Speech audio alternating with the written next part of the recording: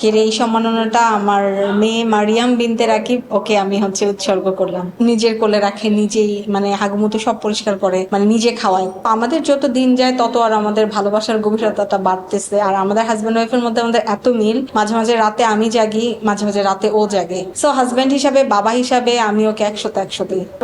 ডেলিভারির পরে আজকে 15 দিন পর আমি প্রোগ্রামে আসলাম। আমাকে দেখার পর সবাই খুব অবাক হচ্ছে, কারণ মূলত সিজারিয়ান অপারেশন হলে 3-4 মাস সময় লেগে যায় মানুষের রিকভারি হতে। বাট আলহামদুলিল্লাহ আমি 7 দিন পর থেকেই মানে হাঁটাচলা করতে পারছি। আজকের এই সম্মাননাটা আমার মেয়ে মারিয়াম বিনতে রাকিব, ওকে আমি উৎসর্গ করলাম। আজকে 15 দিন, আর দেখতে হয়েছেও পুরো বাবার মতো।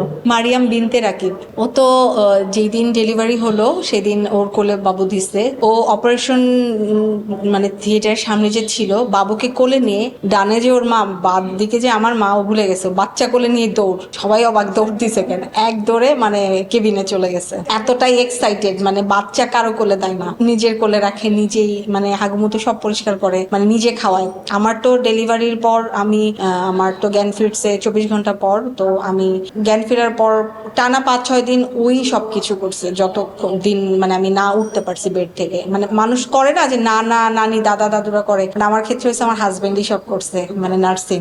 আমাকে তো অনেকেই বলে 6 মাস ডিভোর্স হইলো বলে। আমাদের যত দিন যায় তত আর আমাদের ভালোবাসার গভীরতাটা বাড়তেছে। আর আমাদের হাজবেন্ড ওয়াইফের মধ্যে আমাদের এত মিল, মাঝে মাঝে রাতে আমি জাগি, মাঝে মাঝে রাতে ও জাগে। আমি যদি ও দেখে উঠে ঘুমায় আসি, বাবু উঠে গেছে, মানে এই 15 দিনের জার্নির কথা বলছি। সো হাজবেন্ড হিসাবে, বাবা হিসাবে আমি ওকে 100-100 দিই। মানে আমি তো যতটুকু শুনি যে বাবারা ওরকম কেয়ারই না বা কেয়ার করে না, কিন্তু এই ক্ষেত্রে আমি অনেক লাকি। আর আমি সব ছেলেদের উদ্দেশ্যেই বলবো যে আসলে যাদের বেবি হবে, মানে মানে বউয়ের উপর নির্ভর না করে বাবাদের কানেকশন থাকা উচিত বাচ্চার প্রতি বেশি, এটা আমার কাছে মনে হয়। এবং আমার বাচ্চা কিন্তু কান্না করলে আমার কোলে থামে না, যখনই ওর বাবা কোলে নেয় তখনই থামে। এটা খুব ম্যাজিক। ভাইয়াও তো নামাজ পড়ে? হ্যাঁ আলহামদুলিল্লাহ। আমি এটা বলি নাই যে আমি কোনো হুজুরকে বিয়ে করবো। আমি বলছিলাম যে আমার যে হাজব্যান্ড হবে নামাজি হবে এবং সৎ হবে, পরিশ্রমী হবে। সো 3টাই পেয়ে গেছি আলহামদুলিল্লাহ। আমি এখন সুস্থ। আমার হাজব্যান্ড বলছে যে তুমি যদি ফিট হও তাহলে তুমি আবার কাজ শুরু করো। সো ওর থেকে এই সাপোর্টটা আমি সবসময় পাই। আর সিনেমাটা আমি জানি না, তবে নাটকের কাজ আবার স্টার্ট করবো। কোনো সমস্যা নাই, আমার মেয়ে আমার জন্য লাকি, রহমত, বরকত। সো আমার আগের থেকে আরো বেশি কাজ আসবে এবং কাজের অফার আসতেছে। আমি যখন প্রেগনেন্সি টাইমে আমার প্রচুর কাজের অফার ছিল। মেয়ে হচ্ছে, কন্যা সন্তান হচ্ছে রহমত, বরকত। গতবারও আমি বলেছিলাম আর্জেন্টিনা কাপ নিবে এবং আর্জেন্টিনা কাপ নিয়েছে।